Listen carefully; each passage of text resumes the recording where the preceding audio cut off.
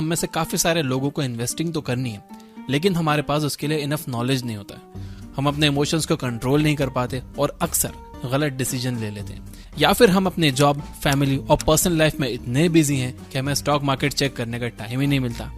इस केस में SIP आपकी हेल्प कर सकती है। SIP का फुल फॉर्म होता है सिस्टमेटिक इन्वेस्टमेंट प्लान। इसकी हेल्प से आप बिना किसी नॉलेज के इन्वेस्टिंग स्टार्ट कर सकते हो। इसमें ना तो आपका एक भी सेकंड का टाइम जाएगा और ना ही आपको स्टॉक मार्केट्स के अप्स एंड डाउन को मॉनिटर करना होगा। इस वीडियो में मैं आपको SIP का पूरा नॉलेज दूंगा। मैं आपको बताऊंगा कि किस तरह से आप SIP की हेल्प से फॉर्चून बिल्ड कर सकते हो।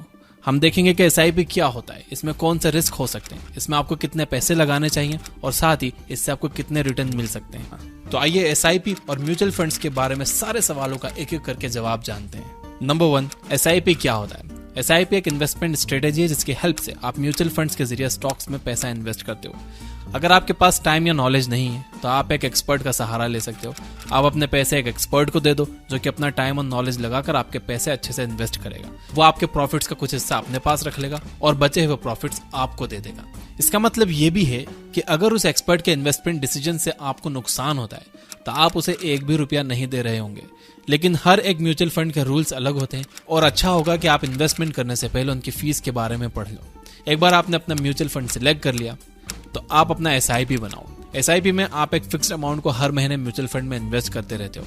मान लो कि आप 5,000 की SIP करना चाहते हो। आप अपने अकाउंट में ऑटो डेबिट लगा सकते हो जिससे हर महीने आपके अकाउंट से 5,000 कट के आपके SIP में ऑटोमेटिकली इन्वेस्ट होते रहेंगे। एक बार आपने अपना SIP सेट कर दिया तो आप उसे भूल जाओ।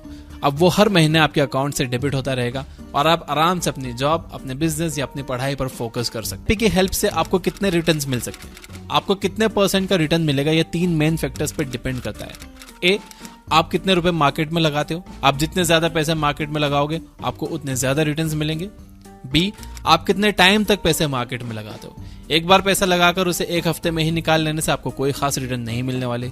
दूसरी तरफ अगर आप 20 साल तक हर महीने अपने SIP भरते रहते हो तो आपको अच्छे खासे रिटर्न्स मिल सकते हैं। सी, मार्केट की कंडीशंस कैसी है। अनफॉर्चुनेटली इसे कंट्रोल करने के लिए आप कुछ भी नहीं कर सकते। आपके कंट्रोल में यह है कि आप कितने पैसे लगाते हो और कितने टाइम तक लगाते हो और किस फंड में लगाते हो। अगर ये तीनों चीजें अच्छी हैं तो आपके रिस्क काफी हद तक कम हो जाते हैं, लेकिन वो जीरो नहीं होते। मार्केट कंडीशंस हमेशा फ्लक्चुएट करती रहती है और इस वजह से आप जो भी पैसे लगाओगे उसे खोने का एक रिस्क हमेशा बना रहेगा। लेकिन अगर आप लॉन्ग टर्म तक SIP में इन्वेस्ट करते रहते हो तो आपका रिस्क नियर टू जीरो हो जाता है। अब मान लो कि आप 5,000 के SIP करते हो और आपको हर साल 12% के रिटर्न्स मिलते हैं, तो ऐसे में 20 साल के बाद आपको कितने रिटर्न्स मिलेंगे। इसे कैलकुलेट करने के लिए आप SIP कैलकुलेटर यूज कर सकते हो। गूगल पर जाकर इसको सर्च कर लो, आपको ये आसानी से मिल जाएगा। अगर मैं हर महीने 5,000 रुपए SIP के थ्रू इन्वेस्ट करता रहूंगा तो 20 साल के बाद मैं 12 लाख तक इन्वेस्ट कर चुका हूँ। इस पर मुझे टोटल रिटर्न्स लगभग 38 लाख रुपए के मिलेंगे। इसका मतलब है मेरे 12 लाख का अमाउंट बढ़कर 50 लाख हो चुका होगा। अब आइए इन सारी वैल्यूज को हम सिर्फ 20% इंक्रीज कर देते हैं। मान लो कि आप 5,000 की जगह 6,000 हर महीने इन्वेस्ट करते हो। मान लो कि आप 20 साल के लिए नहीं बल्कि 24 साल के लिए पैसे लगाते हो और मान लो कि रिटर्न्स आपको फिर भी 12% ही मिल रहे हैं, क्योंकि ये मार्केट कंडीशंस पर डिपेंड करता है और इसे कंट्रोल करने के लिए हम कुछ नहीं कर सकते। अब आइए देखते हैं कि इस केस में हमें कितने रिटर्न्स मिलेंगे। अब आपका टोटल इन्वेस्टेड अमाउंट लगभग 17,28,000 रुपए है, लेकिन रिटर्न्स आपको लगभग 83 लाख तक मिल रहे हैं। फर्स्ट केस में आपको सिर्फ 38 लाख का रिटर्न मिल रहे थे, लेकिन आपने अपनी इन्वेस्टमेंट अमाउंट और इन्वेस्टमेंट टाइम पीरियड को जस्ट 20% ही इंक्रीज किया, लेकिन इससे आपके रिटर्न्स लगभग 125% यानी डबल से भी ज्यादा हो गए। यह है कंपाउंडिंग इफेक्ट का मैजिक।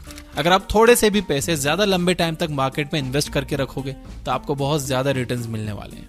नंबर टाइम पैसे से ज्यादा इंपॉर्टेंट होता है। मतलब अगर आप थोड़े से पैसे ज्यादा टाइम के लिए लगाओगे तो आपको अच्छे प्रॉफिट्स मिलेंगे, लेकिन अगर आप बहुत सारे पैसे थोड़े से टाइम के लिए लगाओगे तो इससे आपको कोई फायदा नहीं होगा। मैंने अपने दोस्तों की SIP जबरदस्ती शुरू करवाई है कि यार तुम शुरू करो, 20 साल बाद दुआएं दोगे मुझे। तो मैं आपको भी कह रहा हूँ कि अगर आप 500 रुपए से शुरू कर सकते हो ना तो 500 रुपए से SIP शुरू कर दो। अगले साल उसे 10% बढ़ाकर 550 रुपए कर देना, लेकिन शुरू करो। 20 साल बाद आप भी मुझे दुआएं दोगे। जितनी यंग एज में आप SIP करना शुरू कर दो उतनी जल्दी आप फाइनेंशियली फ्री हो जाओगे और जिंदगी भर सिर्फ पैसे के पीछे ही नहीं लगे रहोगे यार। लाइफ एंजॉय करने का भी टाइम मिलेगा, घूमने फिरने का टाइम मिलेगा, फैमिली के लिए टाइम मिलेगा। So start as early as possible.